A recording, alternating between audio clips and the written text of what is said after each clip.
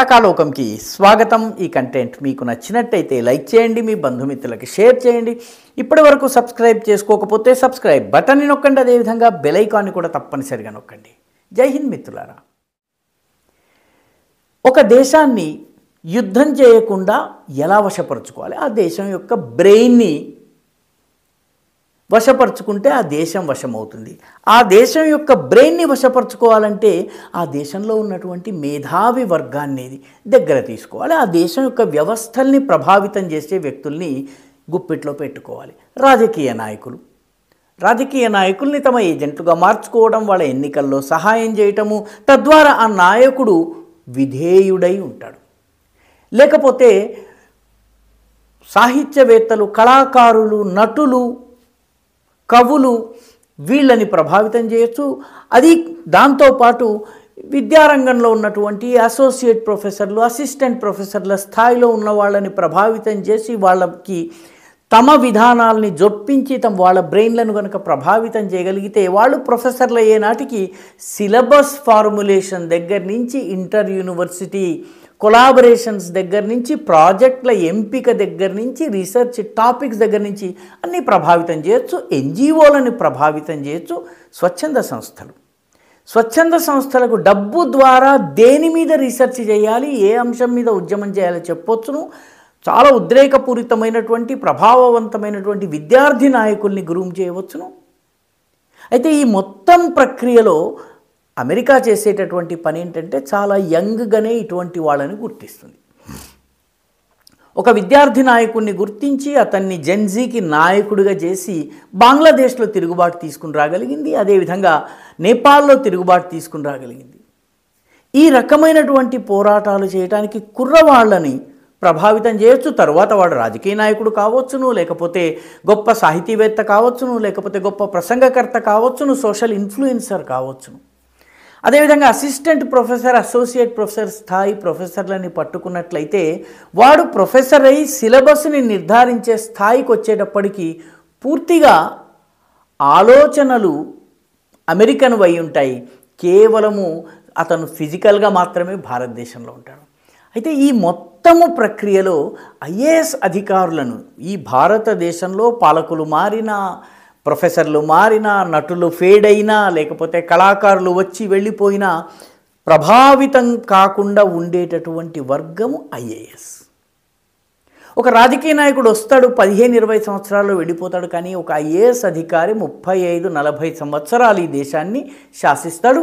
30 సంవత్సరాల వరకు ఐఏఎస్ అధికారిగా ఉంటాడు. ఆ తర్వాత రకరకాల కమిటీల్లో, లేకపోతే స్పెషల్ కమిషన్స్లోనో, లేకపోతే స్పెషల్ డ్యూటీలోనో కొనసాగుతాడు. ఈ దేశం యొక్క విధాన నిర్ణేతగా అతను ఉంటాడు, తెర వెనుకుంటాడు.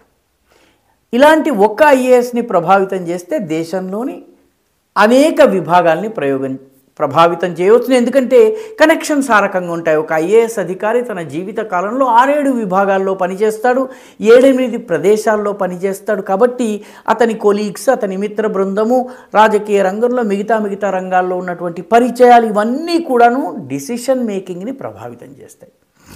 అందుకే భారత ప్రభుత్వము ఐఏఎస్, ఐపీఎస్ అధికారులకు ట్రైనింగ్కి వెళ్ళాలన్నట్టయితే వాళ్ళు కేవలము ప్రపోజల్స్ని డిఓపిటి అంటే department of personal and training ఉంటుంది కేంద్ర ప్రభుత్వంలో, దానికి అప్లై చేసుకోవాలి. అప్లై చేసుకున్న తర్వాత వాళ్ళు అన్నీ పరిశీలించిన తర్వాత, అనుమతి ఇచ్చిన తర్వాత మాత్రమే అతను విదేశాలకు వెళ్ళవలసి ఉంటుంది. కాబట్టి ప్రభుత్వ అనుమతి లేకుండా ఐఏఎస్ అధికారి విదేశాలకు వెళ్ళి కోర్సులను అభ్యసించడము, ట్రైనింగ్ పొందడం అనేది అసాధ్యం. కానీ ఈ వర్గాన్ని ప్రభావితం చేయటం ఎలా? ఈ వర్గాన్ని ప్రభావితం చేయటం కోసం అమెరికా ఇటీవల ఒక వినూత్నమైనటువంటి పథకాన్ని ప్రారంభించింది. యూనివర్సిటీ ఆఫ్ కాలిఫోర్నియాలో 21st సెంచురీ ఇండియా సెంటర్ అని ఒక సెంటర్ని స్టార్ట్ చేసింది. 21వ శతాబ్దపు భారతదేశపు కేంద్రం అటది. అమెరికాలోని కాలిఫోర్నియా యూనివర్సిటీ శాండియాగోలో ఉంది. అక్కడ ఈ విభాగం ఏదైతే ఉందో ఈ విభాగము ఐఏఎస్ అధికారులను ఎంపిక చేసి వాళ్ళు అప్లై చేసుకుంటే వాళ్ళకి ట్రైనింగ్ ఇస్తుంది. అయితే భారత ప్రభుత్వం దగ్గరికి వెళ్లకుండా నేరుగా తమకు అప్లై చేసి సెలవు పెట్టి వచ్చేయచ్చని చెప్పి ఇది చెబుతోంది. అంటే త్రూ గవర్నమెంట్ ఆఫ్ ఇండియా కాకుండా గవర్నమెంట్ టు గవర్నమెంట్ ఒప్పందంలో భాగం కాకుండా ప్రైవేటుగా ఆహ్వానించింది. ఇది మన నిబంధనలకు విరుద్ధం. కానీ గాలం వేస్తే ఏదో ఒక బలహీనమైన చేప ఎరను చూసి పడిపోతుంది. అలా పడిపోయే అవకాశం ఉంది. కాబట్టి ఈ యూనివర్సిటీ సీనియర్ ఐఏఎస్ ఆఫీసర్ల కోసం మాత్రమే ఈ కోర్సును డిజైన్ చేసింది. సీనియర్ ఐఏఎస్ ఆఫీసర్లు అంటే ఎవరు? దాని నిర్వచనం ప్రకారం 8 నుంచి 10 సంవత్సరాలు పనిచేసినటువంటి ఐఏఎస్ ఆఫీసర్. 8 నుంచి 10 సంవత్సరాలు పనిచేసిన వాడు జిల్లా కలెక్టర్ అవుతారు. ఆ పై స్థాయికి వెళ్తూ ఉంటారు. నెమ్మదిగా వాళ్ళు రకరకాల విభాగాల అధినేతలు అవుతారు, ప్రిన్సిపల్ సెక్రటరీలు అవుతారు, చీఫ్ సెక్రటరీలు అవుతారు. ఇంకా పైకి వెళ్ళినట్టయితే కేంద్ర ప్రభుత్వంలో, రాష్ట్ర ప్రభుత్వాల్లో కీలకమైన పొజిషన్లో వెళ్తారు. కాబట్టి 8 నుంచి 10 సంవత్సరాల అనుభవం ఉన్నటువంటి వాళ్ళని ఎంపిక చేసి వాళ్ళ మొత్తము ట్రైనింగ్ పీరియడ్ని ఫుల్లీ ఫండెడ్ అమెరికన్ యూనివర్సిటీ ఎదురు డబ్బిచ్చి వాళ్ళకి ఫండింగ్ చేస్తుంది. వాళ్ళ రౌండ్ ట్రిప్ ఫేర్ రాకపోకల పూర్తి ఖర్చులు భరిస్తుంది. మిగతా ఏదన్నా ఖర్చు అక్కడ ఇక్కడ జరిగితే దాన్ని రీయింబర్స్ చేస్తుంది. ఈ సదుపాయాలు ఇంత ఫ్రీగా మామూలుగా అమెరికాలో ఒక విద్యార్థి చదవడానికి వెళ్ళాలన్నట్లయితే ఇల్లు తాకట్టు పెట్టాలి, పొలాలు తాకట్టు పెట్టాలి. కానీ ఐఏఎస్ అధికారులకి fully funded round the trip fair, అదేవిధంగా రౌండ్ ట్రిప్ ఫేర్ రీయింబర్స్మెంట్. ఇందులో భాగంగా వాళ్ళకి ఏం చూపిస్తారు? వాళ్ళకి అమెరికన్ ప్రభుత్వ సంస్థలలో తిప్పుతారు, పరిచయం చేస్తారు అధికారులతోటి, అండర్ సెక్రటరీలతోటి, మిగతా అమెరికన్ బ్యూరోక్రాట్లతోటి, డిప్లొమాట్లతోటి. ప్రైవేట్ రంగం అంటే పరిశ్రమలు, రకరకాల ఇండస్ట్రియల్ కాంప్లెక్సెస్, థింక్ ట్యాంక్స్, వీటన్నిటిలోకి తీసుకువెళ్తారు. వాళ్ళతో పరిచయాలు పెరుగుతాయి. మూడవది కల్చరల్, అక్కడ ఉన్నటువంటి రకరకాల కళారంగాలకు చెందిన వాళ్ళతో పరిచయం అవుతుంది. ఈ 3 పరిచయాలు అయి అతను తిరిగి వచ్చిన తరువాత అమెరికా ప్రభావ పరిధిలోకి వెళ్తాడు. ఈ ఫౌండేషన్ 21st సెంచురీ ఇండియా సెంటర్ని ఆశా జడేజా మోట్వానీ అనేటటువంటి భారతీయ మూలానికి చెందినటువంటి మహిళ ద్వారా నిర్వహింపజేస్తున్నారు. ఆమె కేవలం ఫ్రంట్ మాత్రమే. గవర్నమెంట్ మాత్రమే జరగాల్సినటువంటి ట్రైనింగ్ ప్రోగ్రాం, ప్రభుత్వ అనుమతితో మాత్రమే జరగాల్సినటువంటి ట్రైనింగ్ ప్రోగ్రాంని ప్రభుత్వాన్ని బైపాస్ చేసి ఎమర్జింగ్ లీడర్స్ ప్రోగ్రాం పేరిట, అంటే కాబోయే నాయకుల కార్యక్రమం పేరిట నిర్వహిస్తూ ఐఏఎస్ అధికారులని ప్రభావితం చేయటం. అంటే ఇండియాకి ఐఏఎస్ అధికారుల వ్యవస్థని, బ్యూరోక్రసీని స్టీల్ ఫ్రేమ్ అంటారు.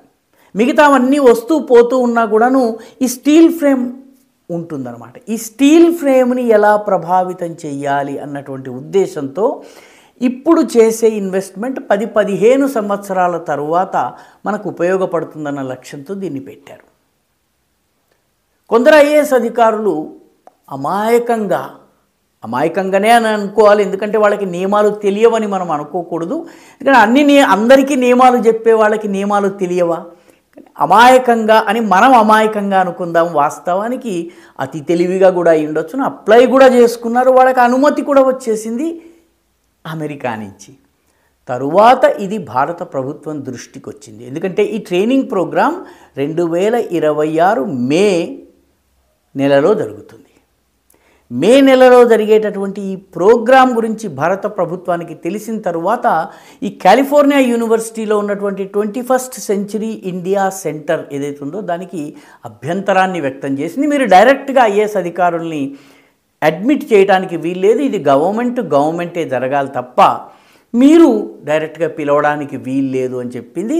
ఆ రకంగా ఎవరెవరైతే ఐఏఎస్ అధికారులు అప్లై చేసుకున్నారో అడ్మిషన్ పొందడానికి వాళ్ళందరినీ కూడాను కాస్త వాళ్ళకి అర్థమయ్యే భాషలో చెప్పడం జరిగింది. దాంతో వాళ్ళు కూడా విత్డ్రా అయ్యారు. ఇదంతా జరిగిన తర్వాత ఆశా జడేజా మోట్వానీ గారు, అయ్యో మాకు అసలు ప్రభుత్వాన్ని వదిలిపెట్టి నేరుగా ఈ ఐఏఎస్ ఆఫీసర్లతో కాంటాక్ట్ చేయాలన్నటువంటి ఉద్దేశం లేదు, పొరపాటు జరిగిపోయిందని చెప్పింది. భారతదేశంలో తమ ప్రభావాన్ని పెంచుకునేందుకు మనుషులను ప్రభావితం, కీలక పొజిషన్స్లో ఉండే వ్యక్తుల్ని ప్రభావితం చేయటం ద్వారా వ్యవస్థని ఎలా కొనుగోలు చేయాలో అమెరికా నేర్చుకున్నది. భారతదేశమే కాదు, ప్రపంచపు అనేక దేశాలు, ముఖ్యంగా ఆఫ్రికా కావచ్చును, ఏషియా కావచ్చును, చాలా దేశాల్లో చేస్తుంది. ముఖ్యంగా శ్రీలంక, నేపాల్ వంటి దేశాల్లో చేసింది. సిక్కిం వంటి ప్రాంతాలనైతే ఏకంగా గుటుక్కు మనిపించాలని కూడా చెప్పి గుటకాయ స్వాహ చేయాలని కూడా ప్రయత్నించింది. ఆ సమయంలో భారత ప్రభుత్వం యొక్క ఇంటెలిజెన్స్ విభాగము ఆ కుట్రని భగ్నం చేసి సిక్కింని భారతదేశంలో కలుపుకుంది.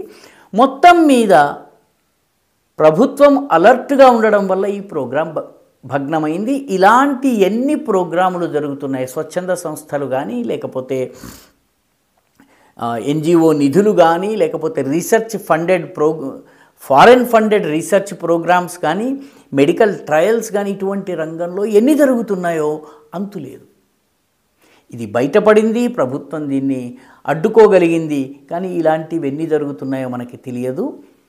వీటన్నిటిని కూడా గుర్తించటానికి ఏకైక సూత్రం ఏంటంటే అఖండ జాగరూకత ఈ దేశంలోని ప్రజల్లో, ఇటువంటి ప్రభావిత వర్గాల్లో, అదేవిధంగా ప్రభుత్వంలో ఉన్నత పదవుల్లో ఉన్నటువంటి నాయకుల్లో ఉండడము చాలా అవసరము. లేకపోయినట్లయితే ఈ దేశాన్ని తాకట్టు పెట్టేయటము, తాకట్టు పెట్టించుకోవడం చాలా సులువైపోతుంది. ఈ వీడియో మీకు నచ్చినట్టయితే లైక్ చేయండి, షేర్ చేయండి, ఈ ఛానల్కు సబ్స్క్రైబ్ చేయండి. మీ అభిప్రాయాన్ని కమెంట్ల రూపంలో తప్పనిసరిగా పంపించండి.